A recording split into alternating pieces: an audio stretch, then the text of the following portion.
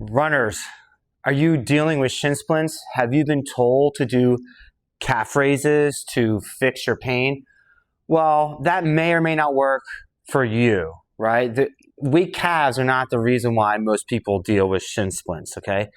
Shin splints are a problem that occur with runners and other athletes as well when there's too much stress on the shin bone.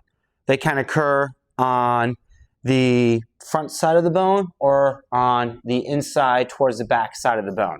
And basically, it just means that there's too much stress on that particular area due to biomechanics or weakness. So what we want to do is manage the ankle. We want to make sure the ankle can go through its phases of the gait to mitigate your stress through the shin bone, right? So one of the big things a lot of runners lack is ankle dorsiflexion, right? The ability to move our shin over our foot.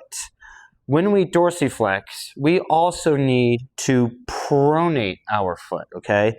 So when my foot hits the ground, I'm going to heel strike. I'm going to be in a supinated position. And then as my weight transfers over my foot, I need to be able to pronate or flatten that arch out.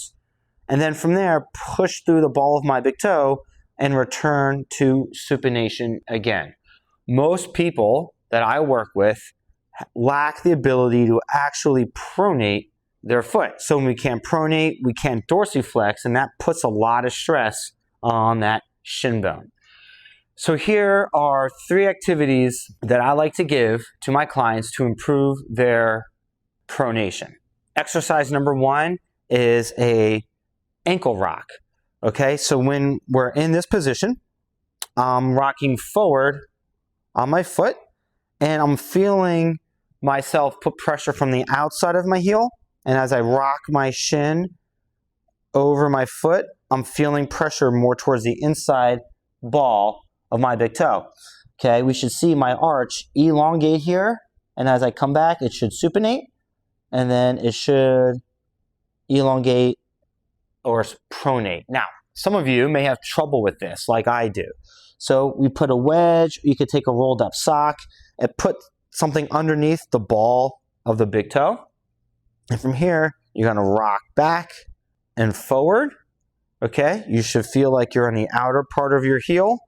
Then as you rock your shin over your toes, you should feel as though that arch is lengthening. Now, one thing to think about too is where you put your pressure when you do this exercise.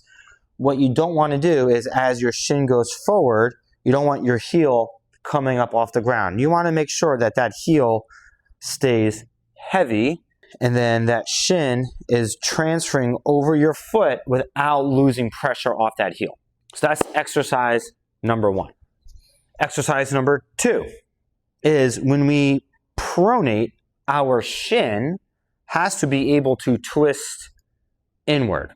Okay, so you can just take your hands, you're going to grab the upper part of your shin bone or your tibia, and you're going to lunge your knee straight over your toes, but as you do that, you're going to take your hands and you're going to rotate inward. Okay, you're going to take this shin bone and you're going to twist it in as you lunge forward or bring that knee over your toes. Now be careful as you do this, as you rock forward, you don't want the hip, popping out, right? It's a straightforward movement, okay? And you're just manually twisting that shin in, and that is going to facilitate dorsiflexion at the ankle. All right, here's exercise number 3. Okay, this is called a fencer squat, and it's a great activity that I use to introduce a squat activity to increase quad and hamstring strength, but it also helps reinforce those prior 2 exercises. It teaches us how to get that foot to open up and pronate. So what you want to do here is you're going to get in a sumo position, or almost like a fencer position. Okay, I'm going to make sure that my knee is going to stay in line with my toes. I'm not falling in, and I'm not also turning out too far.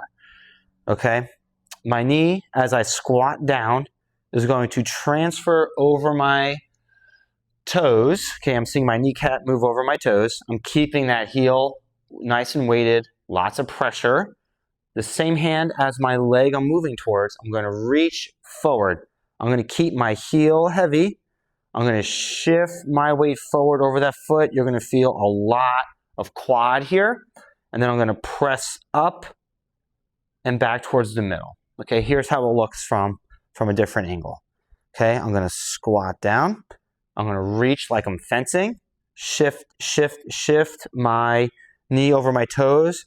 I'm not popping out this way. Keeping my weight on my heel, ball of my big toe. You're going to feel a lot of activity in that thigh and glute. You're going to push up and back.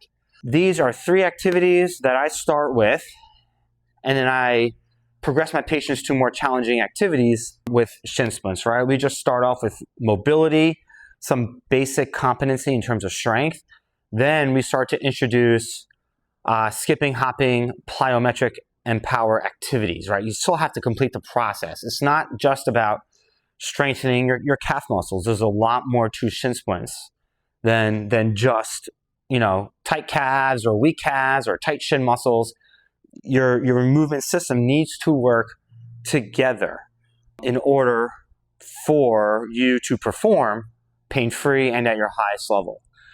If you like this information and found it useful, please follow us, subscribe, like, so we can continue to put out this information. More people can see it. We can help more people, help more runners be able to participate in the sport that they love. Feel free to shoot me a DM, ask any questions, be happy to reach out and talk to you.